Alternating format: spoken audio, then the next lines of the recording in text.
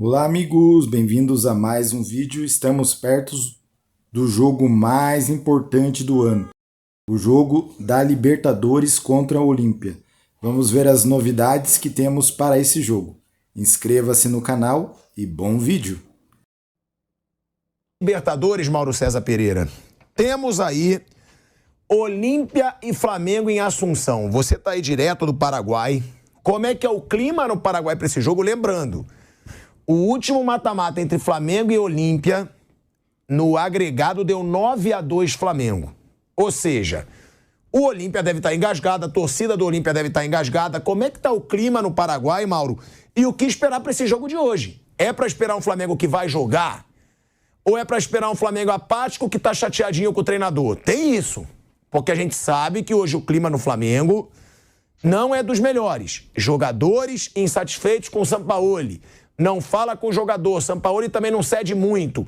O que esperar desse Flamengo de hoje? Um Flamengo genioso? É que não vai jogar tudo que pode ou não? Um Flamengo que vai passar pelo Olímpia como favorito que é, jogando, e o que falar sobre o clima no Flamengo aí para essa partida, Maurão? Bem, você pode esperar qualquer coisa. Qualquer coisa que você falou pode acontecer. É absolutamente impossível você prever o comportamento desses jogadores, né? A tendência nesse tipo de jogo, eles jogam mais a sério, né? Não tem aquele jogo sonolento, preguiçoso, vergonhoso de domingo, né?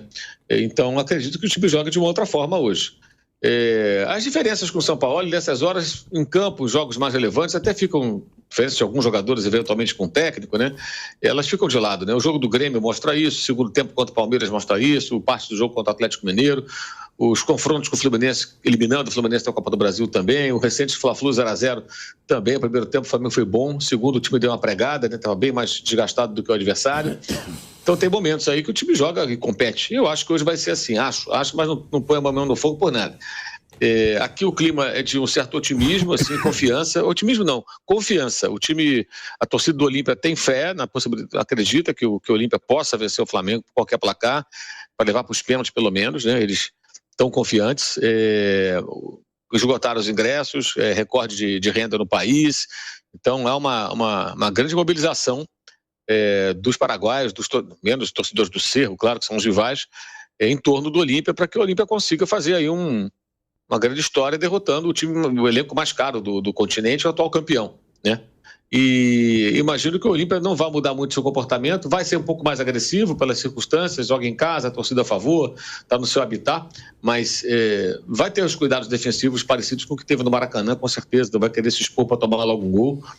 E o Flamengo provavelmente hoje deve vir com o Felipe Luiz até para poder ter um controle maior do jogo, né? Para poder ter uma saída de bola mais qualificada e trabalhar mais a bola sem entrar na trocação, na correria, que pode interessar para o time paraguaio em alguns momentos do jogo, né? Virar um jogo mais nivelado por baixo, com ataques quase que simultâneos e bola vai e volta. Para o Flamengo isso não é bom. O Flamengo ideal é ter o jogo controlado, maneiro, com calma, é noite para tentar desacelerar. Nada com pressa, calma. Mas para isso tem que ter a bola, tem que jogar organizado, todo mundo muito próximo. O padrão é o jogo do Grêmio. E eu imagino que a escalação seja até bem parecida, só que com o Gerson começando. Naquela oportunidade foi Alan com o Vitor Hugo, né, que formaram ali a dupla de primeiro e segundo volantes. Eu imagino que hoje o Gerson jogue e o Vitor Hugo não. E o resto do time igual, possivelmente com o Fabrício Bruno e Davi Luiz na zaga. Acho difícil, improvável pelo menos, que ele coloque o Léo Pereira e o Felipe Luiz juntos formando o lado esquerdo da defesa, porque os dois estão voltando de contusão. Então, eu aposto mais em Davi Luiz permanecendo do lado esquerdo, né, com o Fabrício Bruno fazendo o lado direito. Perno, desde a última Libertadores, 8 jogos, 8 vitórias, 19 gols marcados. Que isso? Flamengo no mata-mata desde a última Libertadores. 8 jogos, 8 vitórias, 19 gols marcados, isso em Libertadores, claro. 2 gols sofridos. O Flamengo 100% de aproveitamento.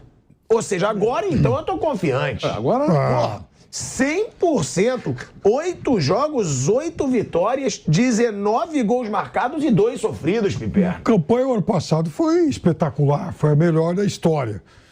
E veja, mesmo em 2021, na fase de mata-mata lá, os 3 confrontos lá com o Renato, Defensa e Justiça, Olímpia e depois Barcelona de Guayaquil, O Flamengo também devorou todo mundo. Então o Flamengo vem de uma sequência impressionante em Libertadores. Ninguém pode negar. Ô, Mauro, é impressionante, né? É impressionante esse retrospecto do Flamengo. Que a gente falou, né? Eu falei aqui da melhor campanha da história da Libertadores no ano passado. O Flamengo só teve um empate, o resto tudo vitória. Mas, ó, no mata-mata, né? Quando você entra ali no mata-mata, 8 jogos, 8 vitórias e esse saldo de 17 gols, 19 marcados e 2 sofridos, é impressionante. Só que é outro time, né, Mauro? Tem isso também. É um time que oscila muito. Esse Flamengo de hoje oscila demais. E esse é o grande medo pro jogo de hoje. Se não variasse tanto, estaria com a classificação encaminhada, não despertaria tanta insegurança nos seus torcedores. Você já mandou o seu agradecimento ao Paulo Souza, então? Você está aí falando dessa fase toda? O Paulo Souza era o técnico. Começou ele, gente. É lógico, o Paulo Souza era o técnico. Ele só não ganhou todos os jogos na fase de grupos porque teve aquele gol impedimento e não tinha VAR lá na primeira fase. Então, você deveria reconhecer que você está duro com o Paulo Souza e elogiar o técnico. Eu acho o Paulo Souza péssimo. Agora, reconheço a sua memória. E te pergunto, até quando ele foi treinador? Quais do mata-mata que ele pegou? Não, ele foi na fase de grupos, classificou. Então pronto. Todo mundo. Então pronto. Todo mundo. Então, melhor campanha. Você que falou disso aí, não fui eu. Mas depois que o bicho pega... Tantas vitórias e tal. Ganhou. 5 jogos e empatou 1. Você ainda falou, empatou um jogo só, o jogo que não tinha VAR. Com o pedido do Talheres e tudo mais, o Paulo Souza. Manda um abraço pra ele aí. Vou mandar. Parabéns aí ao Paulo Souza por ajudar na primeira fase. Eu agradeço aqui ao Paulo Souza. Agora, Maurão, isso conta muito? É um time que realmente aprendeu a jogar mata-mata, esse time do Flamengo? Que a gente inclusive fala, parece que às vezes no Brasileiro não tem o mesmo brilho nos olhos que tem no mata-mata. Esse time aprendeu a jogar mata-mata, Mauro? Você vê Copa do Brasil e Libertadores campeão ano passado, bicampeão de Libertadores recentemente, chegou na final da Libertadores em 2021 e perdeu. Parece que esse time aprendeu a jogar mata-mata, né? Eu acho assim, importante para tentar entender essa questão de sabe jogar ou não mata-mata é compreender as circunstâncias desses confrontos, que são muito diferentes dos jogos de pontos corridos, né? Por exemplo, teve um jogo recente contra o Atlético Paranaense, o Flamengo foi muito atacado, o Atlético finalizou muitas vezes e tal. Nossa, olha só, o Atlético, tudo. Sim, mas o jogo é esse. Você vai jogar no Rio, ganhar do Atlético, ganhou hoje 2-1, né? O Atlético pouco criou.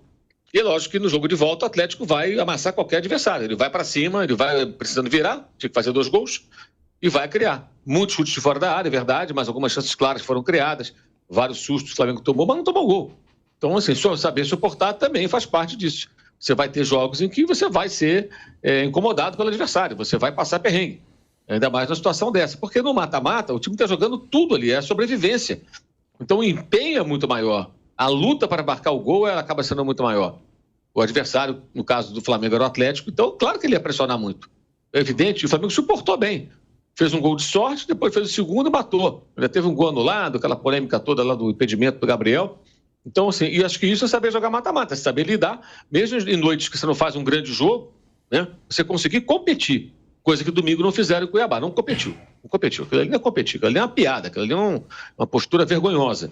Mas quando o time resolve competir, ele tem que saber lidar com isso. Hoje pode acontecer. De determinado momento do jogo, o Olímpia conseguir fazer uma pressão, muitos cruzamentos, chutes de tudo quanto é lado, o goleiro fazer defesas. Você tem que saber suportar.